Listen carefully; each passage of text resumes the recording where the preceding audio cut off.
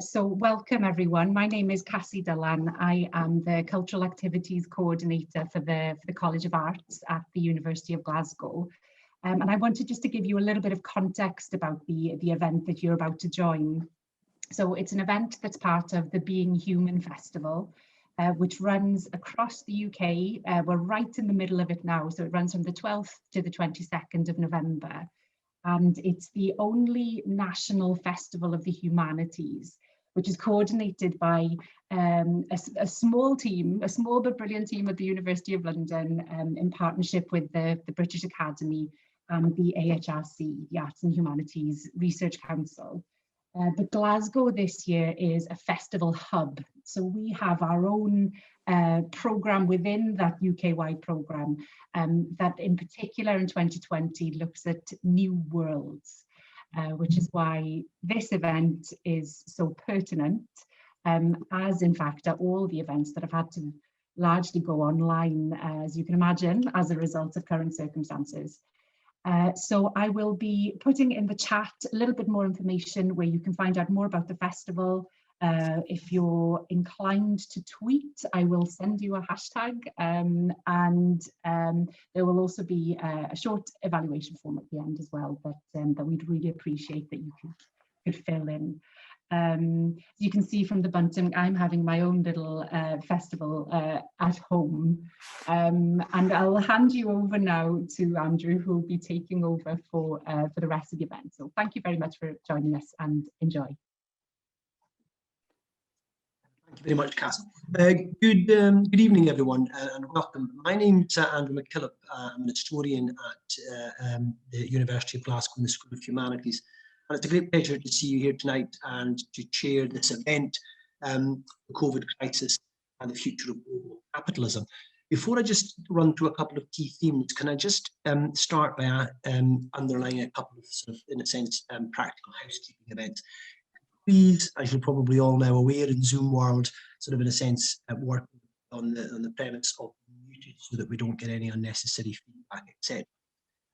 Please do use the chat function to log questions as we go along. We'll have 3 separate rounds, if you like, of our speakers addressing other aspects of this theme. As these rounds go through, please use the chat function, and I will try and monitor these. Towards the end, we'll have some time for Q&A, and we'd want to try and get you as actively involved in that, particularly if you feel you have a pressing question that relates to the theme the speakers are addressing there. Maybe put in the chat that you've got to sort of put your question as a hashtag, and Kazi and I will work out that that's relating to the theme that's currently being discussed and try and get you involved that way. So we'll use a mixture, hopefully, of and Q&A live. The theme tonight, or this afternoon, or this evening, I should say, is the COVID crisis and the future of global capitalism. Ostensibly, of course, we're in a public health crisis, but of course, we can all tell that in many ways, this unprecedented global pandemic is also casting a lot of sharp relief onto questions to do with capital, the vitality or otherwise of national systems of health provision, of social provision, etc. And the point of tonight is to start asking, to what extent is COVID impacting on patterns of globalisation and evolving structures of global capitalism? Equally within that and related to that, obviously, is what is it doing to patterns globally, locally and nationally? Inequality, to what extent embedding existing inequalities, and then also perhaps generating new ones. Conversely, might this be a global health crisis that marks, if not the end of neoliberal forms of capitalism, then perhaps the end of a particular phase of this? We see an opportunity, a set of opportunities here at national or local levels for new forms of equality embed themselves in society, or conversely, will disaster capitalism and neoliberal forms of organisations embed in even further, perhaps co-opting more than they already have national systems of social and health provision? These, in a sense, are the key sort of themes our speakers will talk to through 3 different rounds, addressing in specific ways those sort of broad themes.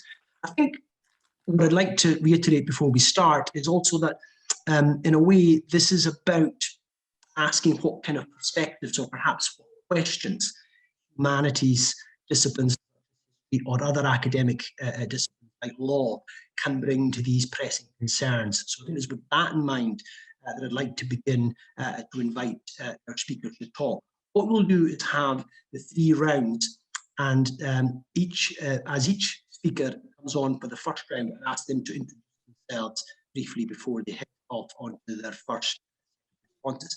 So with that in mind, could I ask Julia McLeod, who in fact got this all organised, to kick us off round 1. Thank you, Julia. Thank you very much, Andrew, for this this introduction, and thank you also to Cassie for all the help in organising this event, and for everyone who's come this evening to participate in this. So I'm Julia MacLeod, and I work on the global history of poverty and inequality. So as you know, historians seldomly work on cheery topics. We're often working on slightly more miserable topics. But I also work on charity, the global history of charity and social justice, and have a course called From Begging to Basic Income, which perhaps fits in with the theme of this being human theme of new worlds and what we can how we can use the past to kind of reimagine the future, as it were. I'm also a specialist of the history of the Spanish Empire. So the history of the global expansion of capitalism has been intrinsic to the history of globalisation.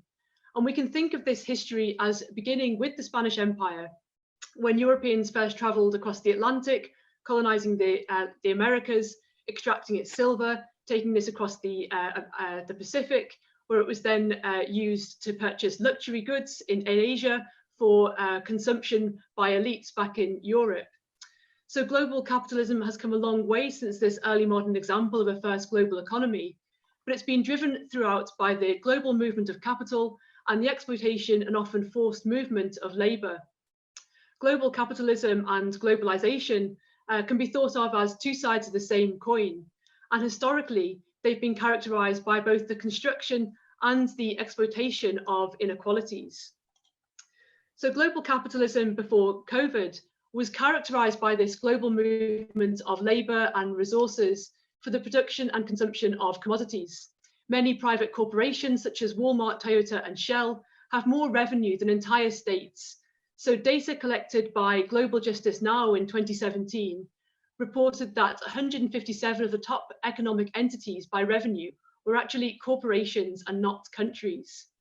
And by mid-2019, Facebook, Apple, Amazon and Netflix and Google, the so-called FANGs, had a total market capitalization of $3.2 trillion, which at that time was bigger than the total world economy of all but 4 nation states. So given the scale of these corporations, it's perhaps unsurprising that many of the terms and conditions regulating global capitalism are determined less by democratically elected nation states and more by private contract law. And in this world of global capitalism, it often seems the nation state was becoming increasingly obsolete. So the expansion of the national and the supranational power of global capital led to predictions of the end of the nation state. But this has also coexisted, as we know, with the simultaneous resurgence of the political discourse of nationalism. We've seen the rise of nationalist leaders such as Putin, Modi, Orban, Bolsonaro, Trump and Johnson.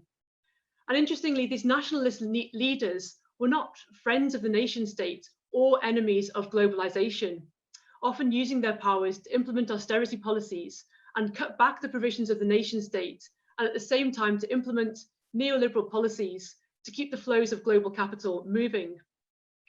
The moral poverty of this nationalism was demonstrated by the responses to the global refugee crisis and the climate crisis. Resurgent nationalism and the trends of globalization were seen as not in tension, but following the historic patterns of an unequal world. Global capital and rich people could move freely, poverty and poor people could not. So the 2020 pandemic seemed to throw a spanner in the works of globalization. Entire cities and countries went into quarantine, Airports were closed and often became even COVID testing sites. I think it did here in Glasgow. And many global commodities traders were left quite literally at sea. The frantic flows of globalisation were obstructed. However, the perspective that the history of global capitalism has been characterised by the flow of people and commodities, the connections of money and markets, an age of nation states replaced by an age of global capital, is in fact a somewhat privileged perspective that privileges the perspectives of moneyed cosmopolitans that can fly to business meetings and holidaying around the world, setting the terms and conditions with private contract law and saving money in offshore tax havens. And in this context, it seems that the age of global capital had replaced the age of the nation state, if in fact the latter had ever really existed for such elites. But for the poor migrant labourers producing the commodities in appalling working conditions, fleeing resource wars or made stateless by war or climate change, the bordering and sovereignty of nation states had never gone away. So the COVID crisis has not yet impacted upon the fundamental structures, but it's highlighted its inequalities. So during the COVID crisis, the spotlight has been on national governments and their responsibilities for public health and basic economic support. Under this spotlight, the impact of decades of austerity and neoliberalism, the nation state has also been revealed. The political saber-rattling of nationalism has always been economically hollow. Brexiteers campaigned to leave the EU, not to invest in national production, but to be less constrained in global trade deals. The COVID crisis spotlighted Britain's dependence on global supply chains as Britain, for example, scrambled to import medical goods from Turkey and also to prevent the importation of foodstuffs. And it's worth noting here that imported food makes up 80% of all of the food consumed in Britain. So Britain's dependence on the migrant labourers that are often vilified during the Brexit campaigns was also challenged. You could see that, for example, parts of the agricultural industry that dependent on these migrant labourers were actually brought to their knees. So the COVID crisis also spotlighted the impact of austerity on public services that were increasingly in demand and yet under provision, so trying to sort of play a game of catch up in comparison with other nation states that had less severe austerity policies. And you can see also that what's being highlighted is the underlying poverty and inequality within Britain that's playing out now in terms of the pattern of the COVID crisis. So from the perspective, from my perspective, the COVID crisis has highlighted the inequalities inherent within global capitalism. There are no signs yet that the pathways to inequality inherent in global capitalism show any sign of changing. Before the COVID crisis, climate activists seem to be making inroads on the need for systemic change. But in the wake of the COVID crisis, we're seeing a return to very normative solutions towards economic poverty, the need to grow the economy, even though this trickle-down economics never seemed to work and is in fact detrimental to the environment, and this is also contributing to new forms of poverty. It's also interesting to note that the biggest winner of the COVID crisis has, for example, been Amazon, whose profits grew nearly 40% during the COVID crisis. And so while the closure of airports may have slowed some of the surface traffic of globalization, the global expansion of private capital is far from slowing. Thanks, Andrew. Thank you very much, Julia. That's great. Could I invite now Alex Marshall to come forward and give us his thoughts? Thank you very much, and thank you for having me. I'm a Russian historian, so really a scholar of revolution in general, but instability in the 20th century in particular. I have also been involved in looking at global drug transactions and the global drug trade in past projects.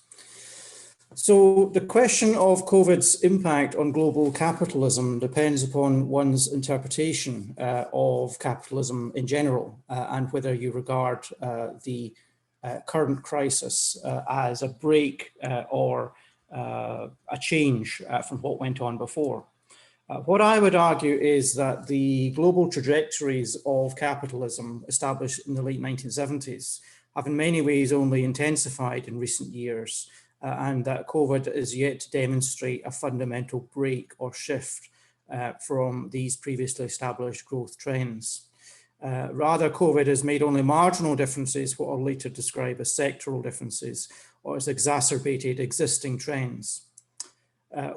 Those existing trends I would characterize as the general shift from industrial towards finance capital as the main generator of global value. And this in many ways actually continues unchecked, despite both the 2008 global financial crisis and the subsequent COVID crisis. To give you a couple of examples here, Goldman Sachs in 2020 posted its second highest quarterly earnings ever, with a revenue of $13.3 billion. And in Europe, Flow Traders, the biggest European traders in exchange traded products, reported net profits of €375.3 million in the first 6 months of 2020.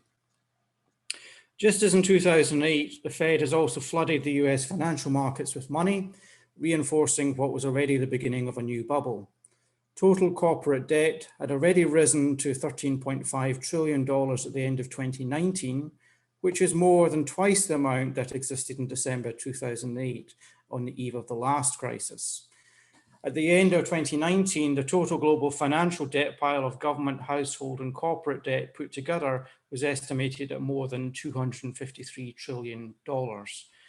Modern capitalist economic growth therefore remains overwhelmingly determined by speculation, reckless debt accumulation, and the forces of finance capital that first emerged in the early and mid-1970s.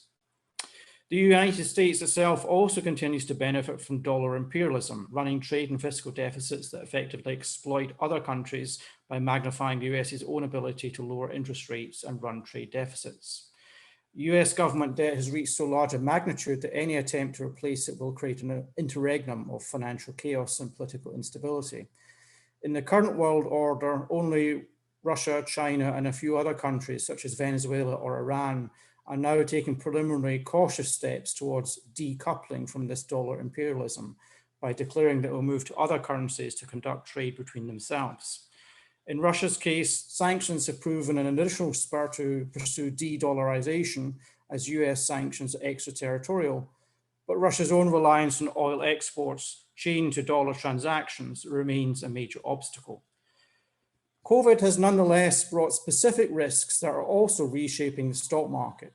In early May, legendary US investor Warren Buffett dumped his entire holding of US airline stocks, predicting a massive drop in value and a major restructuring of the global airline industry. Digital stocks have, on the other hand, boomed as COVID's social distancing regulations have accelerated an already nascent trend towards automation and digital transformation. Finally, COVID itself may exacerbate a political trend already started by previously noted trends in the economic and financial sphere, namely rising nationalism, populism, attempts to rejuvenate economic mercantilism via trade wars and rising tariffs, and a backlash against the existing balance of power in the modern capitalist economy. This does not necessarily promise a utopia for those in the political left. In fact, the current US Republican Party, post-Trump, may seriously attempt to permanently rebrand itself as the party of the American working class, the only group willing to stand up for farmers and the squeezed middle class against oligarchical financial and economic elites in America's coastal cities. Though the Republican Party are unquestionably insincere in this agenda, their rhetoric also addresses a pain that is real, a pain that has seen average American wages stagnate since the 1960s, Social Security increasingly gutted and privatized, and traditional industrial jobs exported to cheaper labor markets. This comes on top of US deficits that have already again spiraled far out of control. US deficits were already running at $1 trillion annually before COVID hit, and in 2020 are scheduled to hit 3.1 trillion in a single financial year, the equivalent of 15.2% of US GDP, and the highest such figure of deficit as a share of the economy since 1945. US imperialism has reached an existential crisis, but the causes of this crisis predate COVID and will likely defy any attempted reinvention that will follow COVID. Thank you. Many thanks, Alex. That's great. Thank you. Can I invite Oliver Charbonneau to come up next, please? Thanks, Oliver. Thanks, Andrew and Cassie for hosting, and Julia for organizing this, and for all of you for coming out. Hey, folks, as Andrew just mentioned, my name is Oliver Charbonneau, and I'm a lecturer in American history here at Glasgow. I research and teach on the history of US empire, and I'm presently working on a project that explores how ideas about labor and educational programs for colonized groups traveled between and beyond American imperial spaces. I suppose for the purposes of what we're doing here, I'm interested in how developmental models of empire were sanitized in the post-World War II era and repurposed as modernization projects in the global South, which, you know, the connections to ongoing inequalities are manifest there. In our notes, you know, the question was, what impacts is the COVID crisis having on global capitalism? But I think the question could also be, what impacts is global capitalism having on the COVID crisis? Because virus and capital are mutually reinforcing categories. Contemporary neoliberal economics, or at least those that have been on the rise since the 70s that Alex pointed out, and the imperial economics that preceded them really are premised on the notion of global market integration and the elevating effects of commerce. And this is an approach that permits embedded inequalities and rationalizes them, basically through a narrative where quality of life for the poor is immeasurably better than it would be under any speculative alternative model. So the current global economic system presents a range of persistent moral questions, even during typical functioning, many of which are, of course, brushed aside or ignored outright by cultural and political elites. But it becomes harder to overlook the consequences of naturalizing inequality, and this is what we're talking about, in catastrophic moments: environmental disasters, armed conflicts, financial meltdowns, or in this case, pandemic illness.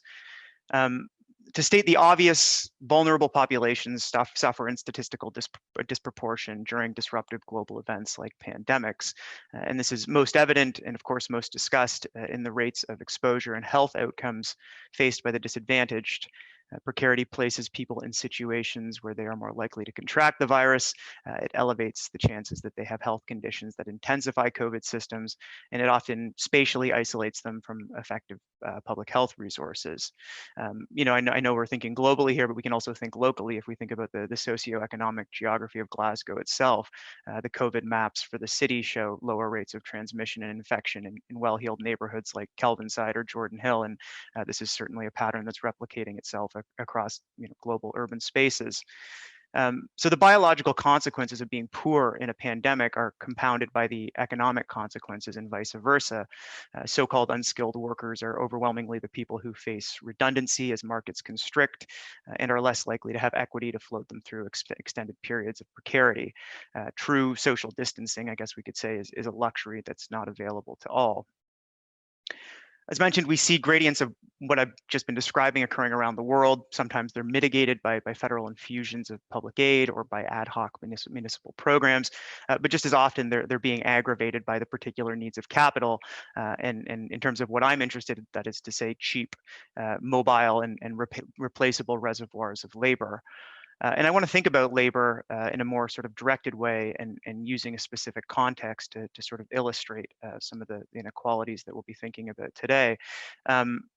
This year, we've witnessed meat and poultry processing plants in the US, UK, France, Canada, India, Malaysia, Brazil, Germany, and probably other countries become key sites of COVID transmission. In the United States alone, for instance, 115 plants in 23 states have had outbreaks. And these sites illustrate how the late capitalist factory fuels inequalities that are amplified by COVID. The built environment of the processing plants facilitates viral propagation, as do its close quarters working conditions. And in the US context in particular, dependence on poorly compensated migrant labor raises a host of issues connected to basic worker rights, from things like appropriately socially distanced housing for workers to the ability of management to communicate vital health information effectively to its employees. Aggravating the situation are meager public health systems, frequently unavailable to marginalized groups, companies that profit from the nebulous immigration status of their employees, and just the basic health stressors of dislocation and financial precarity that I've just spoken about. Jane Mayer has recently written in a recent issue of the New Yorker about the situation in the United States and how it's complicated and intensified by the meat industry being linked to both the Republican and Democratic parties, and the industry using these political connections to ensure that what it calls undue restrictions are not placed upon it. And what this means in essence is that it can compel its labor force to show up for work even as its factories are enduring outbreaks. So this coercive model, where basic medical oversight and regulatory safeguards are sidestepped in the name of essential work, and we've all heard this term again and again, what is essential work, is replicated globally, meaning that in effect, options for low status workers are often grim. You either work amidst the virus or be cast onto a job market in a moment of economic uncertainty. I'm conscious of time here, but I also wanted to touch quite briefly on the issue of mobility and migration. Julia talked a little bit about this too, both of which have deep historical links to geographies of inequality and the imperially constituted and post-colonially maintained center-periphery partitions of global capital.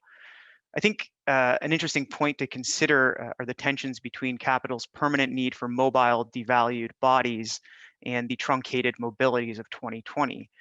That is how the crisis has shone a light onto forms of movement that service particular economic needs, but are intended to be temporary or premised on permanent exclusion. So when we lament our own ability to move easily and relatively cheaply across great distances, as Julia highlighted, we should also be thinking about who and what is still allowed to move and why. As a stratifying force, capitalist globalization requires forms of bordering, but this bordering is always selective and it's always gradated. So in revealing what mobilities are deemed necessary and what are deemed optional in 2020, I think COVID, beyond this labor issue that I brought up, I think it also provides an interesting window onto the unequal contours of late capitalism too. Thanks. Thank you very much, Oliver. Can I ask Dr. Anna Chadwick to come up and give her thoughts on round one? Thank you, Anna. Thank you, Andrew, and thanks to the organisers for having me. It's really a great pleasure to be here and participate in this event. So I'm a lecturer in international law at the University of Glasgow, and my research to date has focused on the place of law in the contemporary and capitalist political economy of hunger, with a particular focus on the financialization of the global food system. In addition to continuing to explore the place of law in economic theories of the market, my current research is looking more specifically at the governance of currencies and the operations of the global forex market.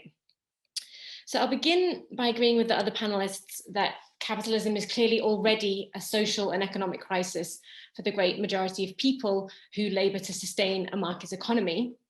And also an initially localized health crisis couldn't have morphed into a global pandemic on this scale were it not for global capitalism and indeed the destruction of the social fabric that we've seen in more recent decades through neoliberal politics and austerity politics. However, I would say that the spread of the coronavirus is also impacting on the way that people are producing and experiencing capitalism. So there are some changes that we should pay attention to. First of all, we've seen this massive drop in GDP. So GDP fell dramatically in the early months of the crisis, and the global economy is projected to contract by 3% in 2020.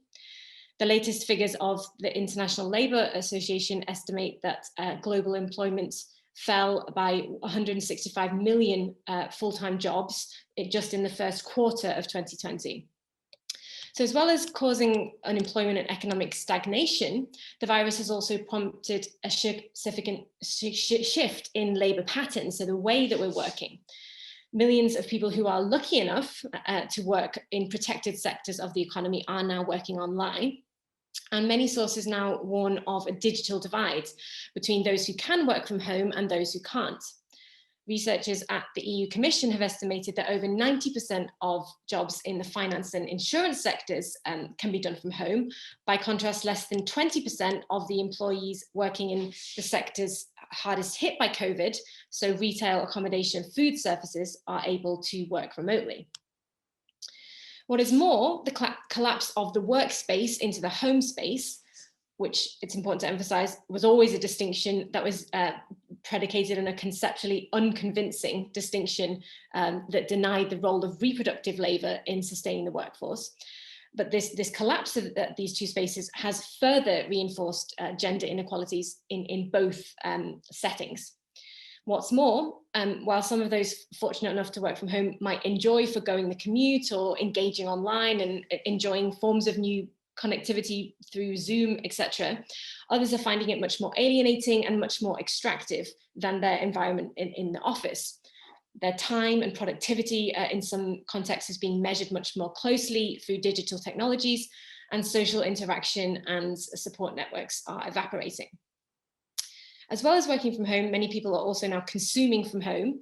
So they're flocking to big online retailers like Amazon, as has already been mentioned, which in addition to aggravating the decline of the high street is enhancing the power of multinational companies and supermarkets.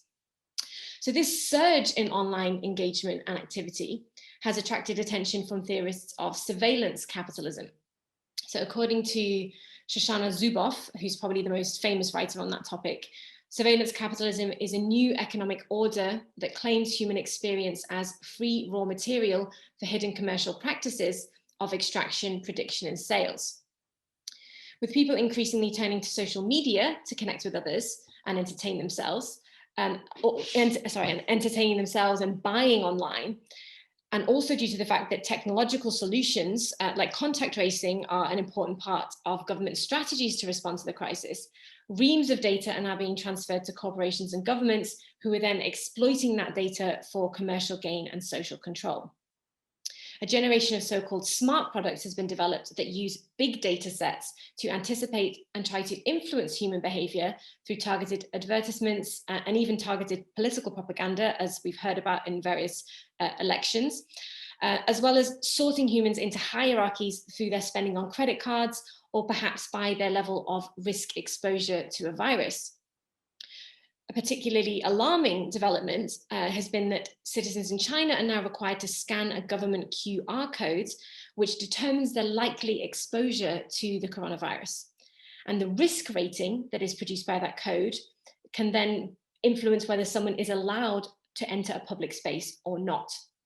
So this leaves me to wonder whether we'll be seeing this impact of similar kinds of technologies soon here in the UK and Europe, perhaps also with those who've been able to or chosen to access a vaccine. I'll leave it there for now. That's great, Anna, thank you. Could I ask Oliver to go back on and start on round two? Thank you. Okay, so for round two, we were asked to consider if we saw the these impacts as changing or accelerating the course of global capitalism, and to consider sort of whether this is a story of rupture or continuity. I'll qualify this by saying, as a historian, we generally don't decide whether something represents a rupture until at least half a century after it happens. So if you come back and ask me when I'm in my mid-80s, maybe I'll have a better answer for you. I think that there's a general urge amongst government and private enterprises alike to stress COVID and its impacts as an aberration. But as a globally integrated mode of socioeconomic ordering, capitalism has been historically prone to boom bust cycles, as I'm sure you all know. So disaster, in other words, is a feature rather than an anomaly. And there's been a ton of scholarship in the last couple decades that's focused not only on how capitalism is vulnerable to crisis, but how its various sectors have anticipated and profited from periods of systemic flux. In our present moment, this latter characteristic is most evident in the continuing successes of some of the largest multinationals, whose scale and depersonalized business models fuel their growth, even as regional and national lockdowns devastate local economies. Amazon, of course, is the largest and most obvious example of this, but the trend reflects forms of capitalist adaptability that are historically embedded, from war profiteering in the early 20th century to post-crisis infrastructure renewal projects in places like New Orleans after Hurricane Katrina. So in other terms, there's a need to embed our understanding of COVID in the longer history of global capitalism, which has shown a remarkable agility in modulating its logics of accumulation in response to crises. Although it already feels interminable, this particular moment is still in its early stages, which is to say we do not have a clear sense of its long-range economic consequences, of whether or not it will cause massive contractions like those that followed financial meltdowns in the 1870s or the 1930s, which in turn sort of precipitated vigorous reform programs and generated all sorts of new socio-political imaginaries, or if it'll be more like 2008, where elite economic fortunes rebounded quickly, and trends towards worker casualization and the gutting of global public sectors accelerated. To use financial industry parlance, I am not bullish on the prospect of systemic reforms to global capitalism in the wake of the COVID crisis. Thus far, its disruptions seem to me at least to be most evident within local contexts. So the evisceration of small businesses, for instance, which is something that Western political and financial power brokers have shown a marked tolerance for since at least the industrializations of the 19th century.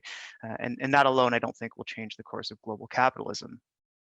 What may change it, however, perhaps is self-interest.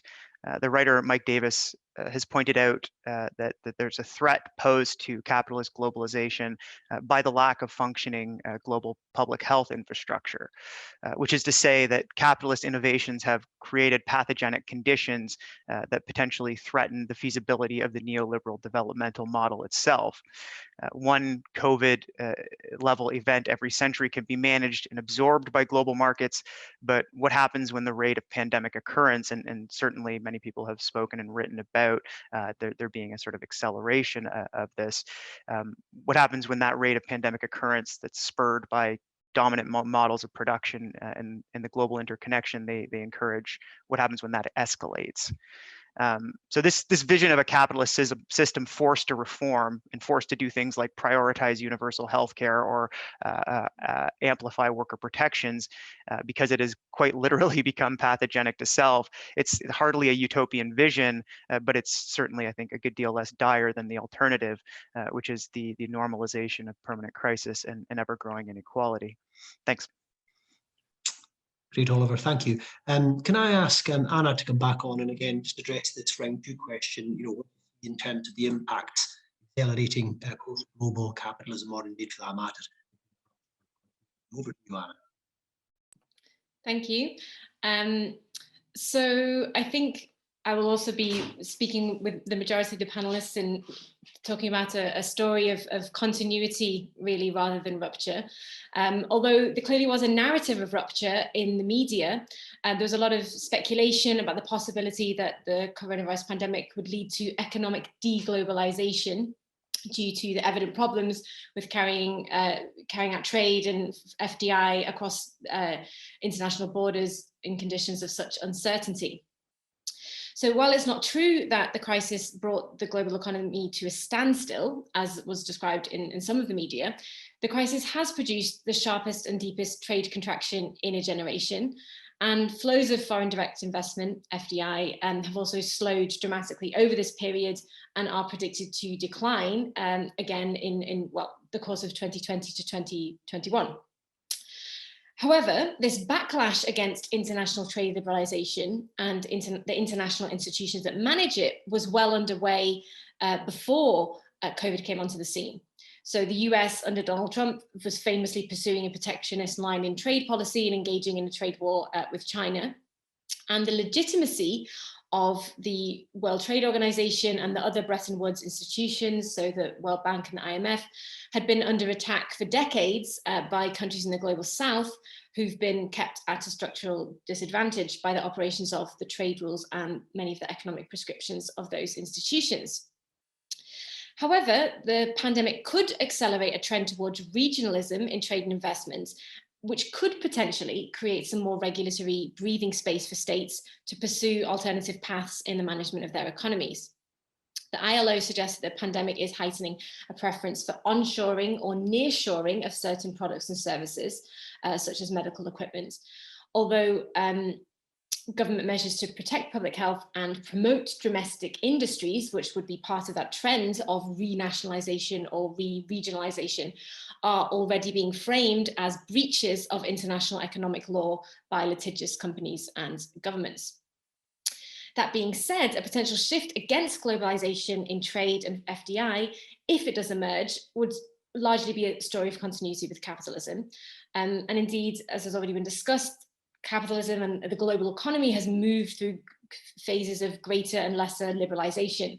So greater liberalization in the 19th and early 20th centuries, to a period of restrictions on free movement of capital across borders under the Bretton Woods regime, back to the supranationally organized liberalization of capital markets with the decline of Bretton Woods.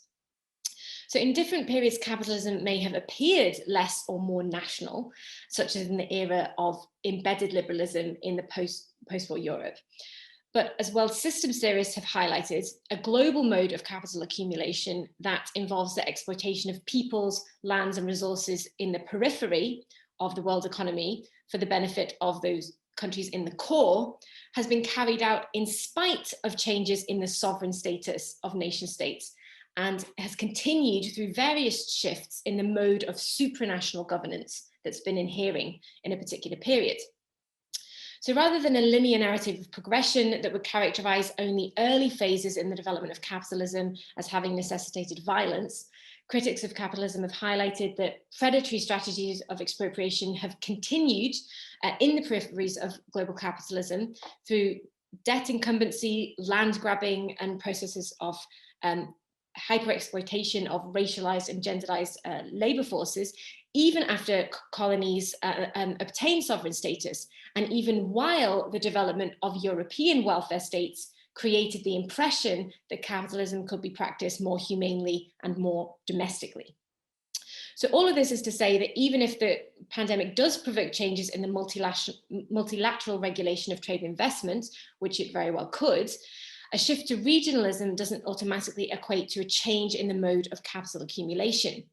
Indeed, I would argue, and indeed agree with Alex, that we are still very much within a mode of accumulation characterized by the dominance of global finance, so financial capitalism.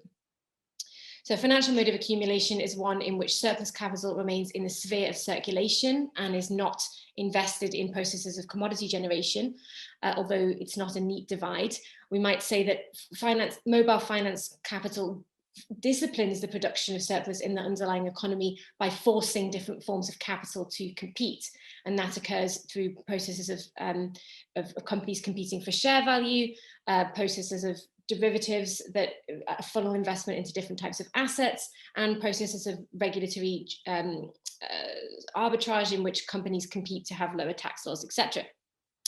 So just to conclude this section, I'll just say that any rupture in the trajectory of global capitalism would require a fundamental shift in its mode of accumulation, and a shift towards regionalism and FDI is insufficient to produce that.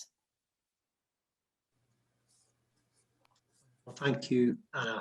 Could I ask Alex to come back on and to give us his thoughts on the round two question? Thank you. Thank you very much. I'm aware that time is marching on, so I'll try and be as brief as possible. Basically, my points would be thus. It's, of course, hard to predict the particular impact of COVID, but many of the aspects of global financial capital visible before 2020 have been accelerated and exacerbated by COVID.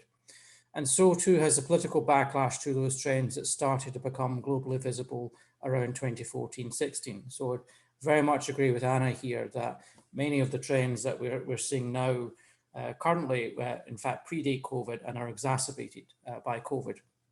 So the emergence of conservative strongmen like Trump, Erdogan, and Viktor Orban, who preach economic autarky, religious fundamentalism, culture war, the defense of national sovereignty against immigrants and rootless cosmopolitans, their field of vision and their field of activity has, if anything, been exacerbated, one could argue, by COVID itself. Trump's single most repeated and frequently underlined response to the COVID crisis was to blame China and to label COVID itself the China virus. COVID did not alter his worldview, but exacerbated it. And in a world where Trump in 2020 garnered the vote of 71 million Americans, it also clearly did not dent the fundamental attractiveness to many of views like Trump's.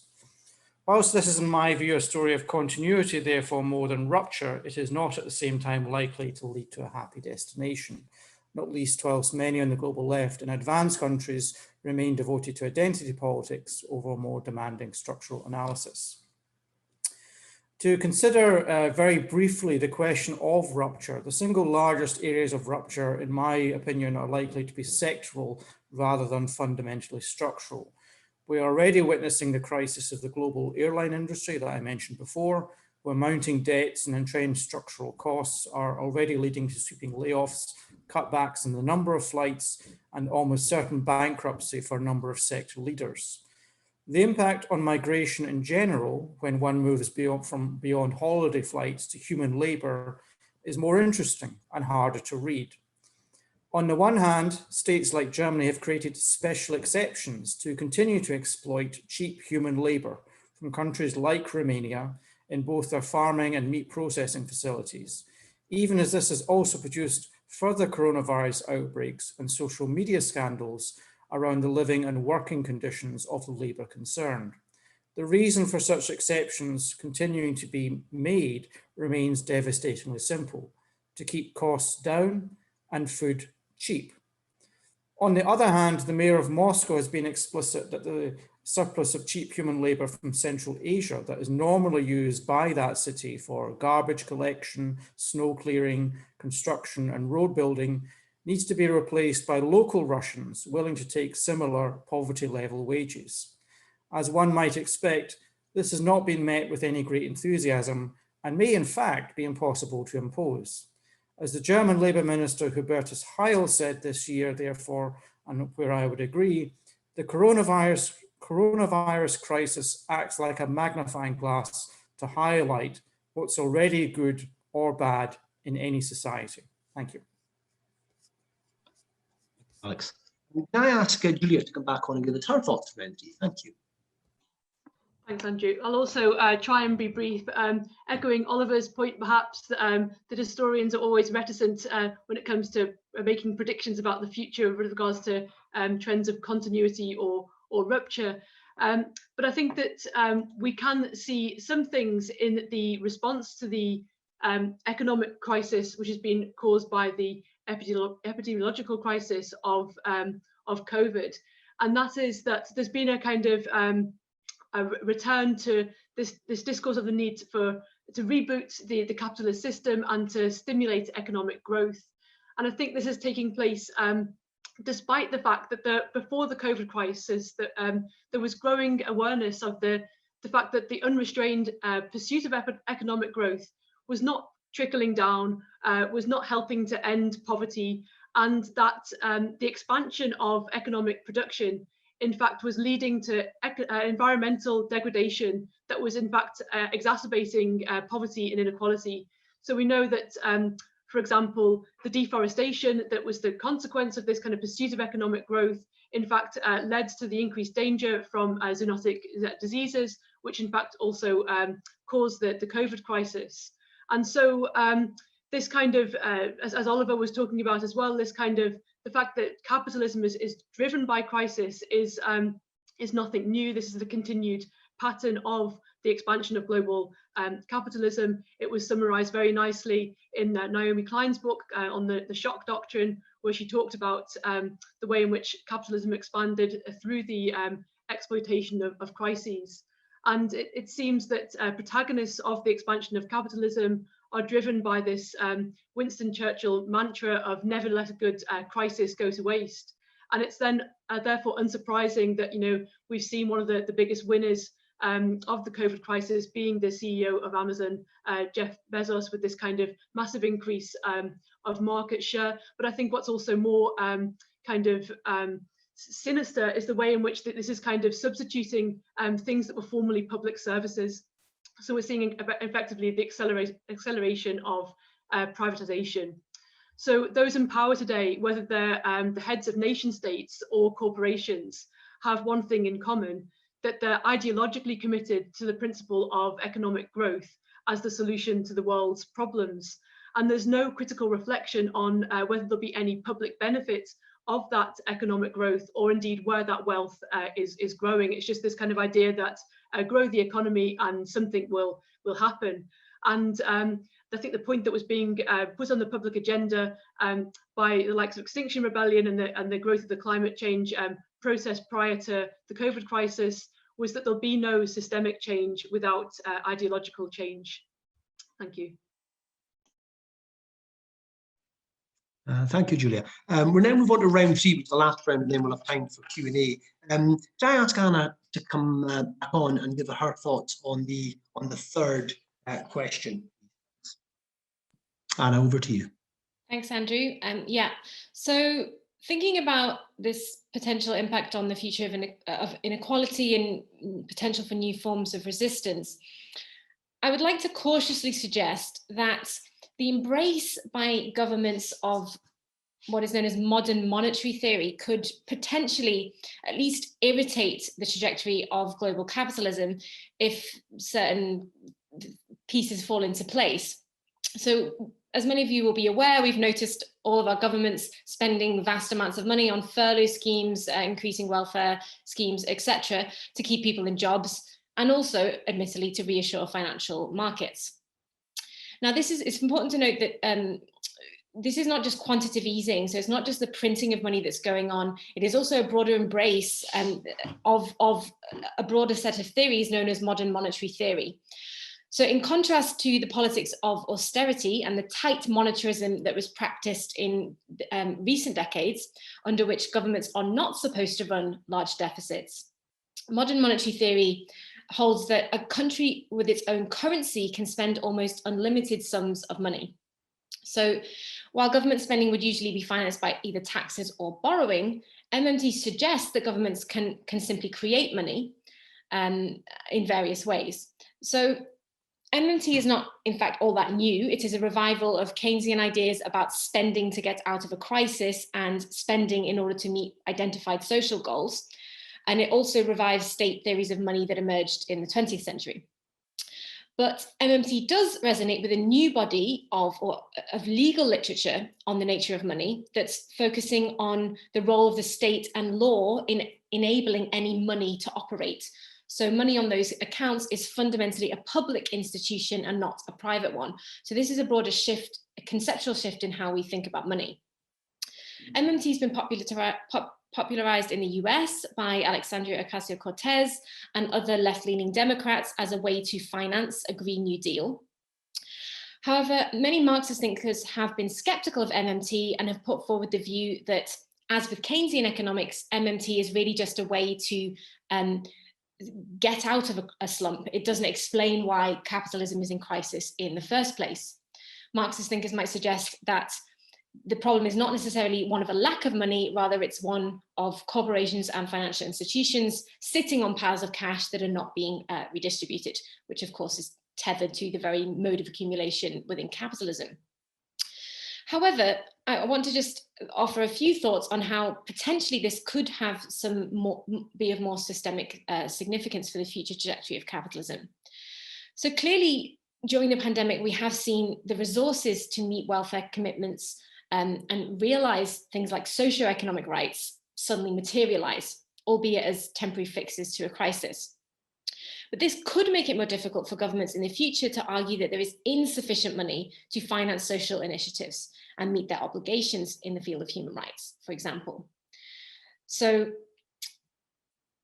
it's also true that the policy choices that have been pursued by governments during this period have been widely criticized and have actually generated further inequalities. It would definitely be over-optimistic to suggest that welfare funding and furlough schemes improved things across the board. In fact, in many cases they didn't, as the rise in food poverty and poverty in general in the UK would suggest. But the ascent of MMT in many different states worldwide and the embrace of this shift in thinking about money could serve to reduce the dependence of governments on capital markets, or at least reduce the power of capital markets over governments. So if governments or even the EU are now able to issue bonds which are then bought by their own central banks, this would seem on the face of it to reduce the dependency of governments on finance from private investors in secondary markets.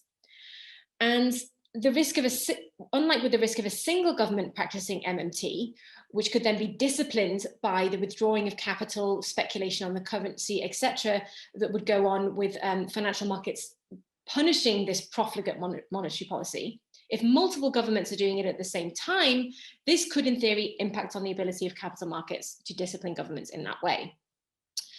So it's also been noted that the pandemic is resulting in the strengthening of the state apparatus, and Weber has argued that states may need to maintain an interventionist stance in order to be able to compete with firms who are aided by the Chinese state, so on Chinese state capitalism.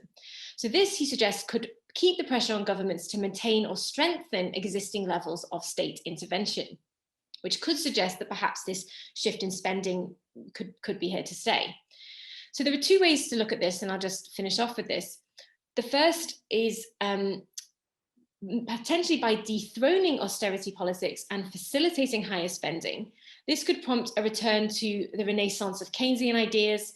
And while it's true that Keynesian ideas were about rescuing capitalism, it's also true that neoliberal capitalism was a different beast and has been a form of capitalism that has intensified violent expropriations and accumulations around the globe. This is also significant because it wasn't Keynesian ideas that actually saved capitalism in the 70s, it was neoliberal ones. So if those ideas are in some ways disabled or discredited, taken together with a labour force that might be fortified by higher levels of social spending, perhaps this could accelerate the progress of a more socialist left. Could it also take the steam out of some of the sails of right-wing populists who would prey on those who have been abandoned by the state? The second way to look at this, and this is a more negative way, would be that, of course, all of this is just assisting capitalism in reproducing and maintaining a productive labour force. And it could, in fact, lead to the global ascent of a mode of state interventionist capitalism, such as that practiced in China. Indeed, as theories of the historical cycles of capitalism over the longue durée, and here I'm thinking of the work of Giovanni Arrighi, as his work would suggest, it is about time, due to this phase of financial capitalism, for a new hegemon to emerge. Thanks. Thank you, Anna. Can I ask Julia to come back on and give her thoughts on the final ring? Thank you, Julia. Thank you very much. And it's always difficult to go after Anna. I feel like I learned a lot from that. And I know that time is marching on. However, I'm going to take you briefly back to the Middle Ages. So during the Middle Ages, the Black Death in the Middle Ages, 60% of the population of Europe is estimated to have died. This is an event that's described in one book as a great leveler, something that that decreases inequality. One of these violent shocks that decreases inequality. Other examples of this include, for example, the two world wars. And it's true that in the short term, real wages doubled or tripled, and it's often noted that labourers dined on meat and beer while landlords struggled to keep up appearances. However, another historian at the University of Glasgow, Sam Cohen, has shown that if there were any short-term socioeconomic rights gained during the impact of the Black Death pandemic, these were offset by losses in political rights, and that we also know that any kind of momentary gains in socioeconomic rights were lost with the further capitalization of the economy in the early modern period.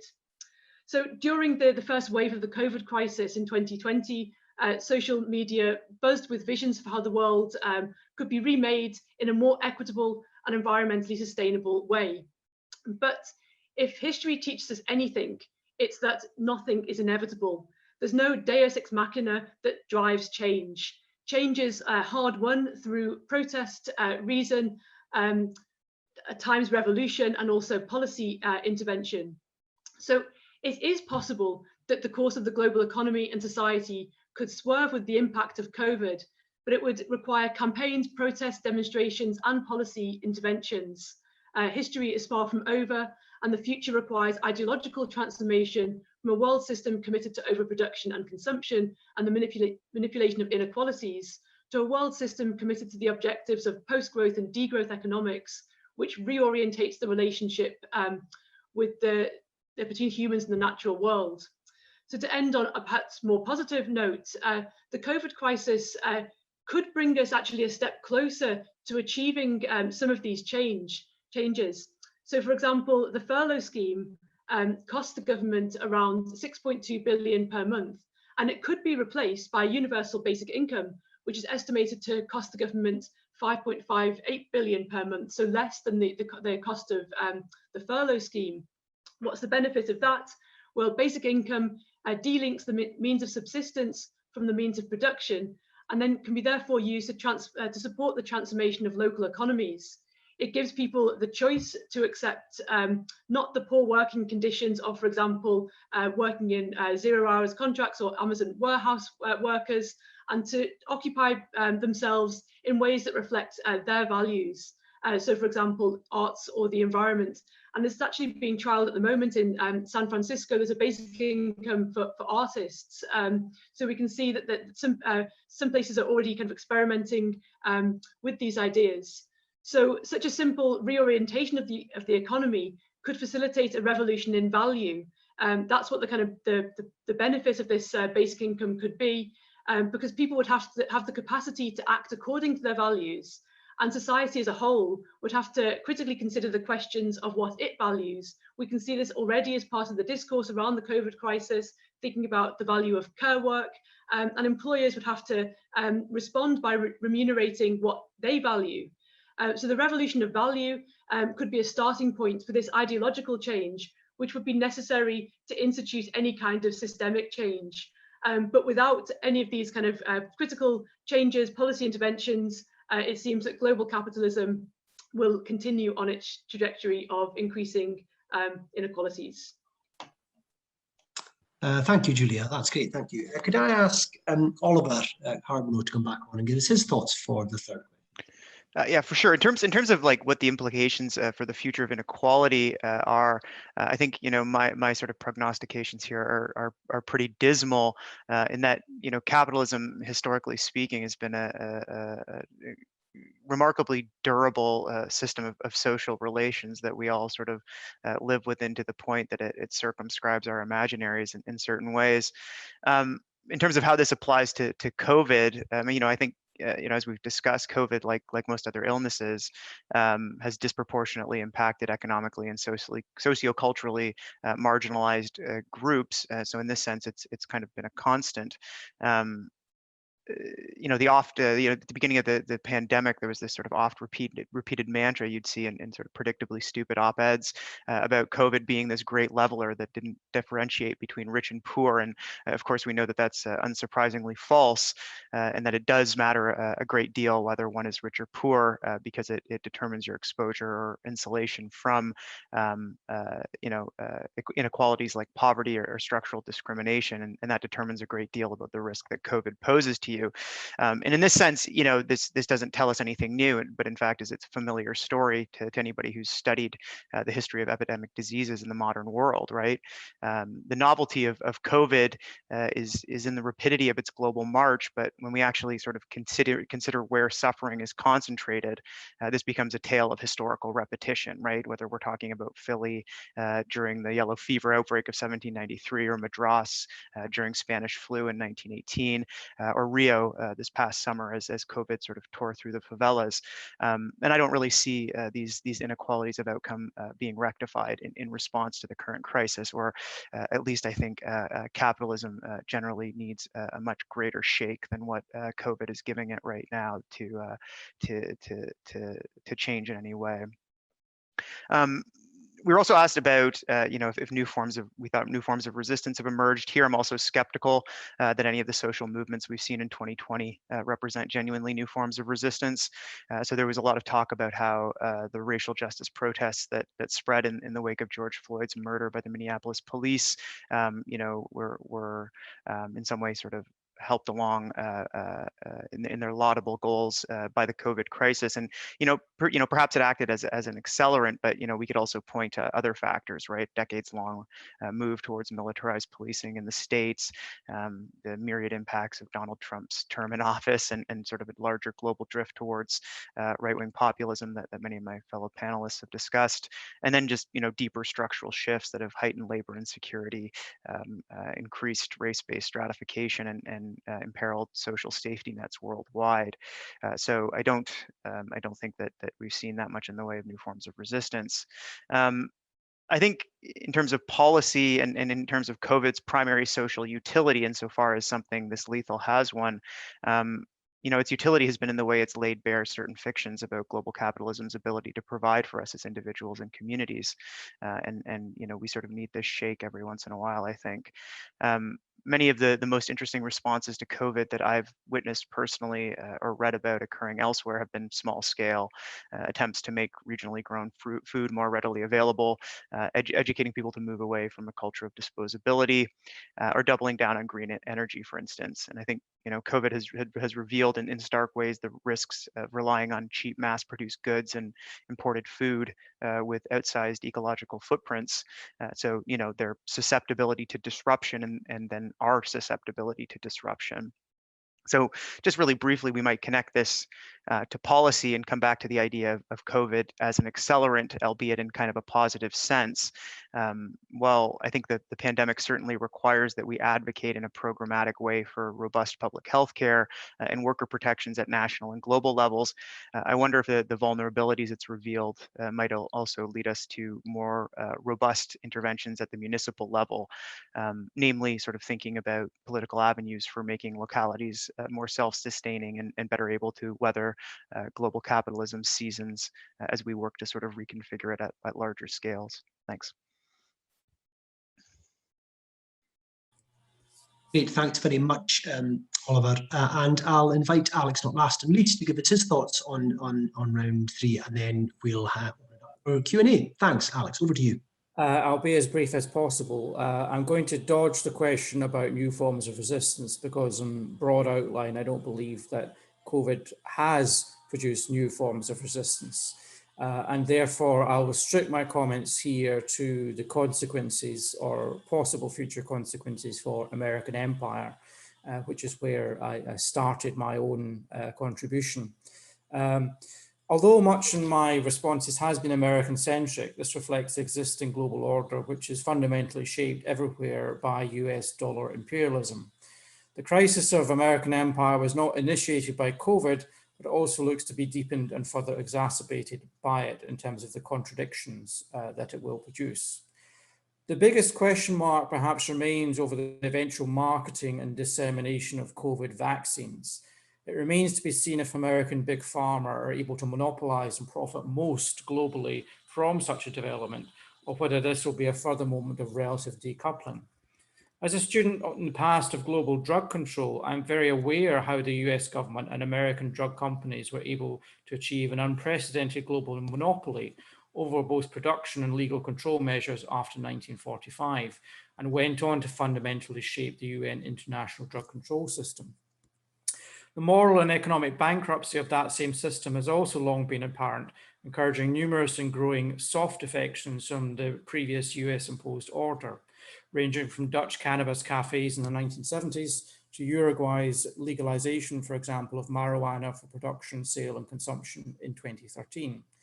Individual US states are also now defecting from the same global regime, and it remains to be seen if COVID vaccines will represent a moment of further atomization in terms of this drug control and drug production process. It's also extremely unlikely that the US health system, in my view, will be able to survive long term, given the current strains and contradictions that are being placed upon it. Individual drug companies, however, may still be well placed to make colossal profits. Therefore, we'll continue to see massive contradictions between stock prices and everyday health in the US in particular. US health statistics are already amongst the worst in the world when measured against other developed countries, with the lowest life expectancy and highest suicide rate amongst the OECD group. While wealth and economic prosperity are highly correlated with lower maternal mortality rates, the US is again an outlier, with the highest rate of pregnancy-related deaths, 6.9 deaths per 100,000 live births, when compared to similar countries, averaging 4.4 deaths per 100,000 live births. Christian fundamentalist drives to ban or make access to abortion more difficult will no doubt lead to a further increase in these maternal death numbers. The single most urgent agenda for the future, in my own view, remains the environment and the growing threat to human and other equally important species sustainability. This is often framed as a problem created by certain specific industries, in particular the fossil fuel lobby, the airplane and automotive industries in particular. And the solution likewise is often pitched as a matter of investing in nuclear, other forms of renewable energy, transiting to electric cars, more bicycles and more solar panels. In fact, the central problem, which COVID has only highlighted, is a crisis of overproduction. The continuous production of more goods and services than a rational society needs, paralleled with the failure to adequately recycle and restrain demand. Simple example here would be the global crisis with plastics. Policy interventions would require a public debate, not only about exchanging individual elements in the resource equation, nuclear in place of coal, for example, but about what a rational, sustainable, and more equitable human society might look like. Thank you. That's great. Thank you very much, Alex, and thank you to all our speakers. Remarkably, we are only about 4 to 6 minutes over time, which is actually, given we've got through 3 rounds, really very well done to our speakers. We have plenty of questions, and please do keep them coming in. But can I first of all just again say what a fantastic set of papers in terms of drawing out. I think the structurally embedded plates of crisis, be that financial or in this case a public health pandemic that we're seeing in modern forms of global capital. I think the speakers drew out in their own way the extent to which we're seeing some of the old embedded features, but also new features of global supply chains through to new mechanisms for policy, be that populist autarky through to new monetary policy, all being in play, and a maybe downbeat tone coming in at the end in relation to what forms of resistance may or may not help move all this. Although I was heartened with the idea that resilience may be a form of resistance, not. I've got some questions what I'm going to kick off with, and I'm going to ask the speakers to respond as they feel fit. There was interesting sort of questions from Jenny Willman, Rachel Purvis, and PD Driscoll, and they are in a sense all predicated on the common assumption of COVID. So I'm going to take them as a bundle, if you don't mind. Jenny sort of asking was, what do you think is going to happen post-vaccine? Might there be, once there's an presumably economic boom post-vaccine, do you see new forms of regulation coming in that might be able to enhance economic and social justice? Rachel followed on by that by asking, will, in a sense, once we get over the hump post-COVID, see corporations which were particularly reliant on the inequalities, particularly in labour forces, maybe suffering, if you like, an economic downturn? And Peter Driscoll's line was, will particularly tech companies and digital providers face any comeback for the way they facilitated fake news in terms of the anti-vaxxer agendas, QAnon, etc. So thoughts on those issues, over to speakers as they feel they want to respond. Thank you.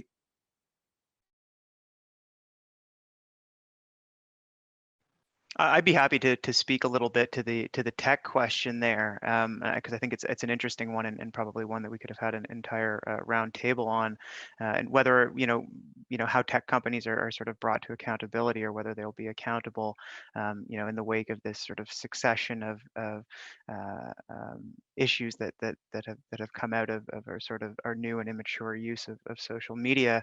I think one thing to stress here is sort of the comparative, historical novelty of a political crisis centered, around an extremely online global populace, and also, that Silicon Valley has sort of traditionally grown out of an ideology of both techno-utopianism, but also sort of libertarianism, that we can still see in these sort of somewhat nefarious characters like Peter Thiel, and sort of using that reticence to control the digital commons, or to hold it to any sort of consensually agreed on standards like we see in real life or IRL civil societies. I think this sort of makes it uniquely challenging, and we're only starting to see the beginnings of that sort of tech accountability in sort of minor ways, like with Trump's tweets being fact-checked, as election night was happening.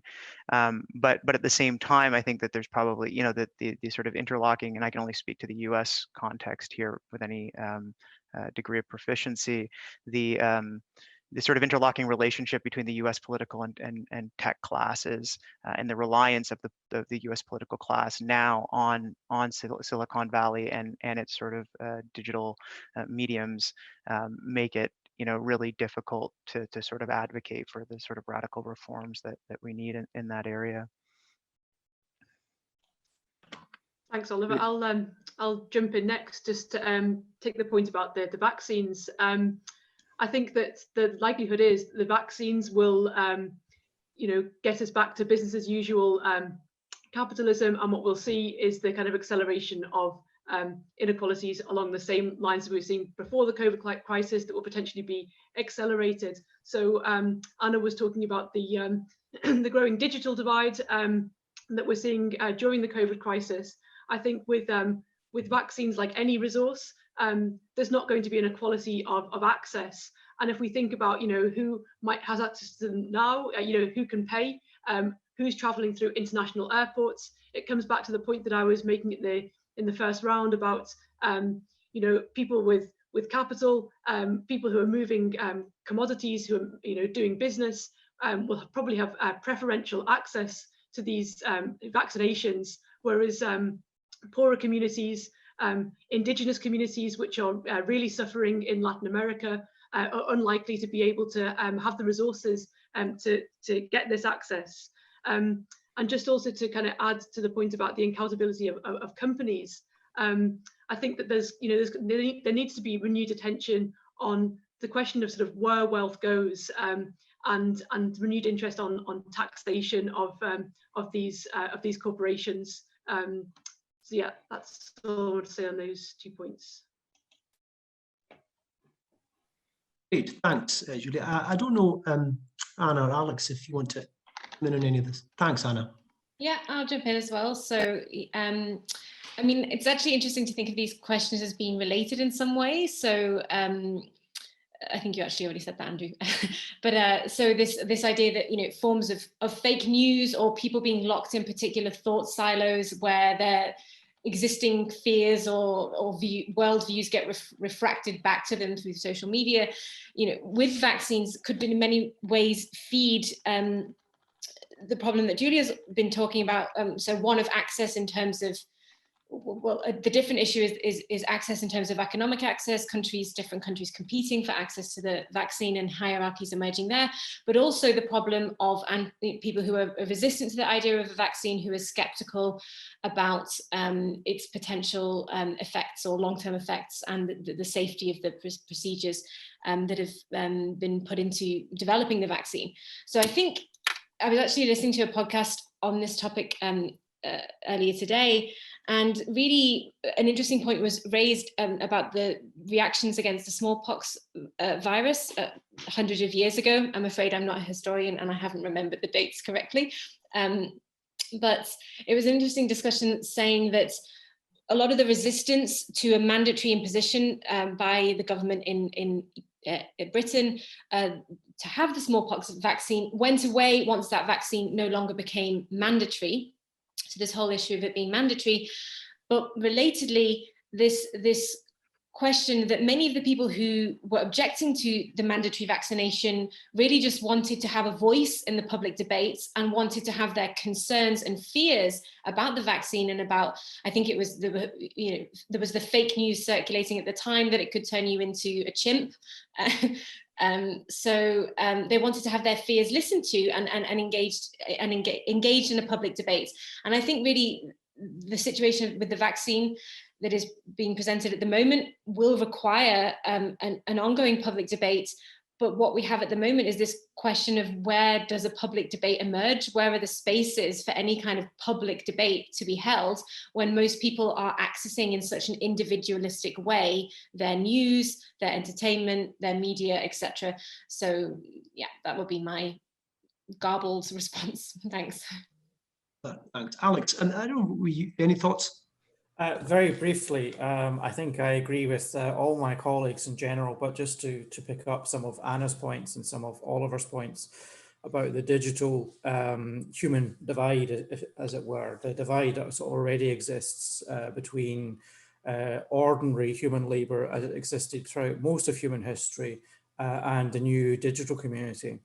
And to put another spin on this, I mean, in a practical sense, although it's horrible to say it, one might expect from this epidemic, based upon past epidemics, a kind of Malthusian effect, where the loss of significant parts of the population actually increases the value of labor, of human labor, after the vaccines begin to have effect.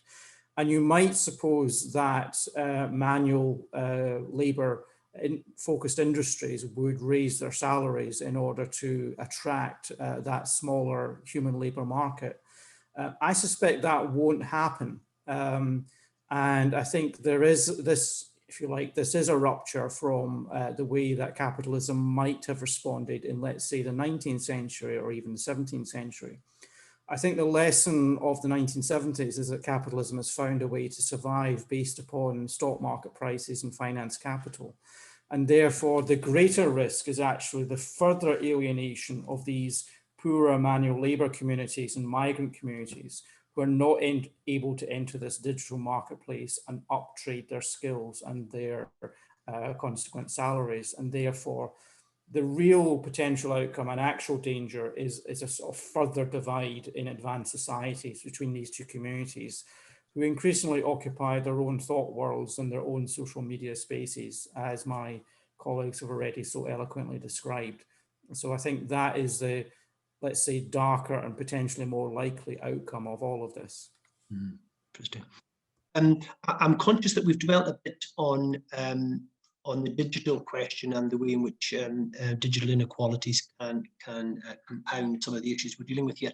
Now, by contrast, we've had an interesting question come in from Zoe Russell, who in a sense has shifted it back to the agricultural sector. Quite a few of you actually mentioned in different rubrics. Zoe's question is, are there any further thoughts from the panelists on how the COVID pandemic relates to ideas of the inherent exploitation of non-human nature within global capitalism? Again, one of the points you finished on, Alex. So in a sense, the agricultural links us back into the nature and above all the environmental question. I don't know if you have any thoughts on that. I suppose we could start with yourself, Alex, because you happen to be up, and then I'll go around the others. So the question here is, what are the consequences for the agricultural sector in general? I suppose the precise was how do you think, have panelists any thought on how the COVID pandemic can be related to ideas of the inherently exploitative nature of global capitalism on non-human nature, so the natural world? Okay, the natural order, animals, or essentially the meat products which we all consume. Well, that's a huge question. I mean, I think all of us have touched upon the inequalities that exist in the meat processing, global meat processing processes that currently exist, both human and one could mention animal as well. Obviously, the way that the animals are farmed and the way that they are basically stacked, in some countries washed in chlorine, is obviously raises questions about sustainability of all of that in the light of COVID and the aftermath of COVID. Again, I think it would require systemic change for those kinds of inequalities to be eradicated. And it would need some of the things that Oliver has already touched upon to become entrenched and state supported. In other words, more emphasis on local production and, to be honest, higher food prices as a consequence of that. And the question is whether advanced economies are willing to undertake that kind of risk. Yeah, I mean, I didn't jump in. When I was talking about the meat industry, I didn't jump in so much into its, environmental impacts, but of course, they're myriad.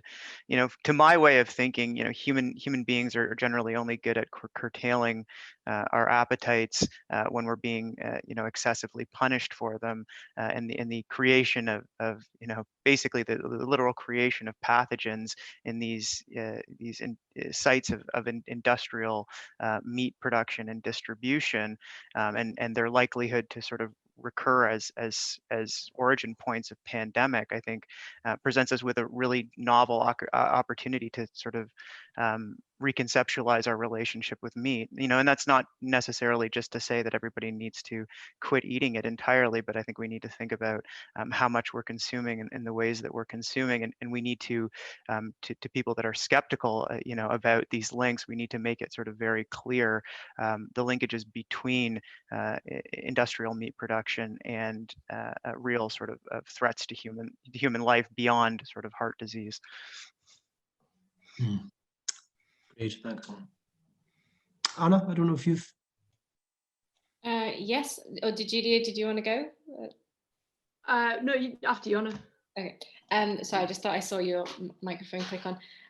Yeah, so I think I would like to take this opportunity to offer a plug for my colleague Tommaso Ferrando, who has written a very interesting blog post in Law and Critique, Critical Legal Thinking, in which he makes the very important point that this crisis is continually framed as a crisis that is exogenous to capitalism. So in its origin, in this, this jumping of this virus from an animal in a market in Wuhan to the human population.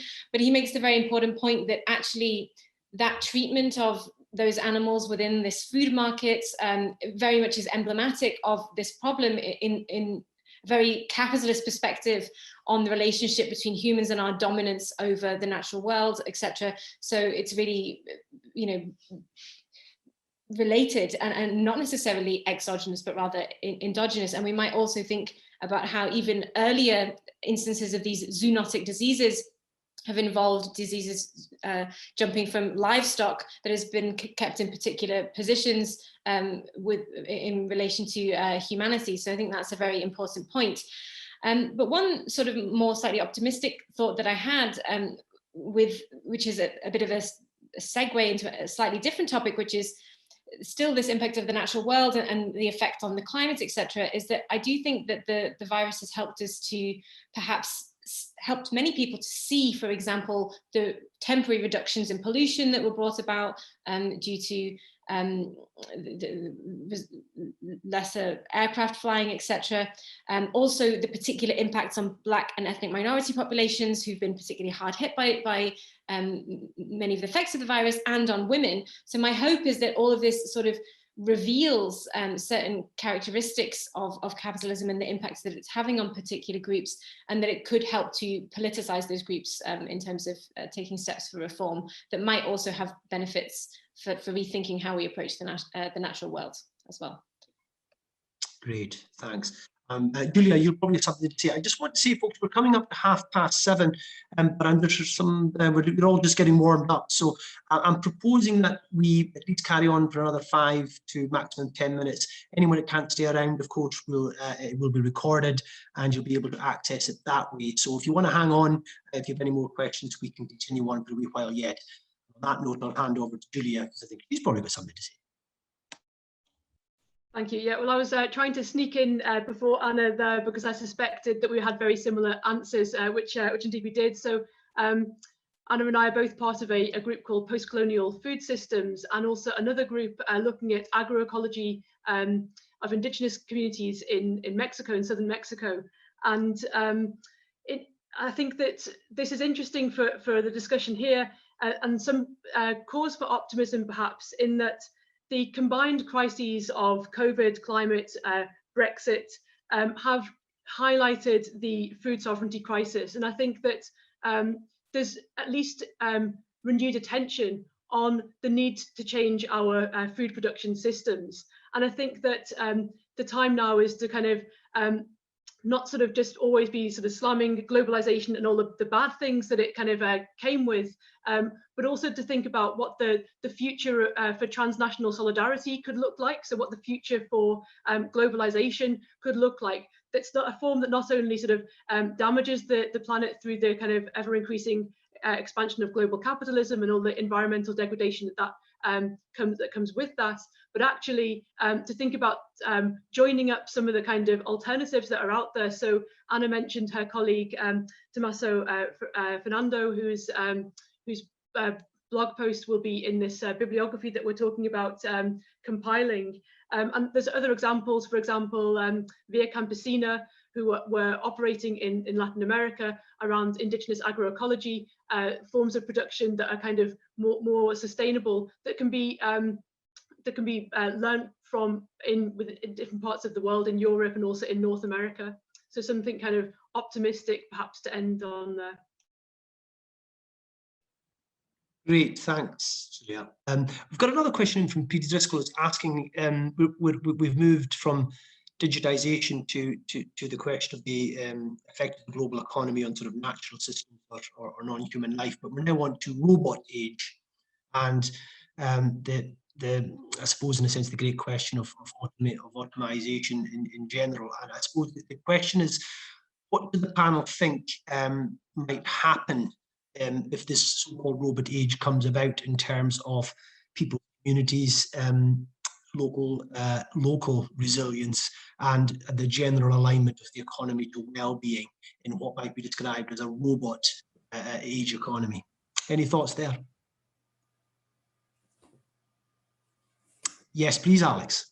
Well, I think the robot age, or the age of automation in general, is obviously something that we're all led to expect will happen. I'm not quite sure of the link necessarily with COVID, but obviously Anna has already mentioned some of the surveillance aspects that are being rolled out in China. And I guess the background question here is whether we will have, as a result of automation and the robot age, a greater development of surveillance capitalism. And to be honest, I think that that's quite possible. I see no reason why it will not occur unless people campaign very firmly and consistently against it. It's already here in many senses, and I think it's destined to grow further. And again, the profits and market value of companies involved in that sector are absolutely huge. So the stock markets love it. It's clearly a profitable form of investment compared to, as I mentioned already, the old sort of manual labor areas of employment, which are increasingly seen as not worth investing in and not a profitable source of return. So I think automation and the robot age will happen and will be upon us, and that will simply continue. And I'd agree firmly with Anna that surveillance capitalism is, alas, probably here to stay and may well grow stronger. I think the only other aspect I would touch upon very briefly from my own area of interest is obviously the military element. There is a sort of very interesting trend in advanced militaries towards automation and artificial intelligence. The UK Defence Ministry this week or last week declared that they want robot soldiers by 2030 or 2040. And that again poses sort of interesting class questions. If the kind of one outlet you traditionally had coming from the manual labour agricultural sector was military service and the prestige that came with that, if even that door is closed in future, then the kind of antagonism and social unrest that we're seeing from those communities may be set to further increase. Thanks, Alex. Interesting. I don't know, Anna, Julia, or Oliver, if any of you want to come in on the question of robots, economies, and well-being. I don't have you know, much knowledge about robots, but I think I'll just sort of chip in my 2 cents, or I guess the thought that came to me when I looked at the question, which, you know, asks about how the upcoming robot age, you know, well, how it will redefine what we call community. And I think sort of, I guess, like an early indication, you know, that it will sort of redefine community comes from, I guess, you know, what we could call the first era of automation in the 70s and 80s, when you know, when in combination with the sort of export of industrial labor, the globalization of industrial labor, automation in places like the US Midwest sort of totally hollowed out and completely redefined communities in a way that persists this day, and to a degree explains some of the politics of the contemporary United States right now. So I mean, I don't think we can put that all down to robots, but yeah, I mean, if that's something that intensifies and in more areas than just industry, you know, Alex points out, you know, the automation of militaries and you know, every other area. Yeah, of course, it's going to continue to disrupt and redefine community. Great. Thanks, Anna. Yeah, I'll also jump in. So I think I would agree, obviously, with Alex that in terms of, I think there's many things that we can bring under the framework of automation. And to the extent that we understand this as the promotion of sort of smart contracts and algorithmic technologies in financial markets, and an enhance of sort of digital capitalism with people engaging online, and more trading and exchange activity taking place online. I think that we can definitely think about this as accelerating that trend in surveillance capitalism. There is also an interesting point to be made that in some contexts, some sectors, social distancing measures have been used to bring in more automation in production of goods and commodities, based on the idea that sort of having workers crowded into certain spaces is obviously a risk. And so this has been used as an opportunity to bring in robots into the workplace in that way, which of course can lead to more and more people becoming unemployed. But this, you know, it's not easy to sort of map out the instantaneously all of the effects that this could have. But of course, if more and more people become unemployed due to automation, there is this very important question of what is done with those people, to the extent that in the way it will drive the cost of labor down. But also, if you do that to a very great extent, then demand collapses. And so then you have a problem for capitalism in that sense. So it could potentially, being more optimistic and going back to some of the points that Julia has made, lead to a sort of incentivizing the movement for a universal basic income to compensate those workers who are no longer able to work themselves and have been pushed out by robots. So it's quite difficult to see all the directions that this could go in, but I think it's very possible that distancing measures and could be part of the drive that accelerates a trend towards automation. Yes. Great, thank you, Anna. Julia, have you got any points you want to make? So with the brief caveat that I know more about medieval history than I do robots, I'll just say that I don't fear robots as much as the dehumanization of human labor. And I think that that's something to bear in mind. So I think that, you know, there's a real, we should also focus on, like, you know, the driving down of working conditions.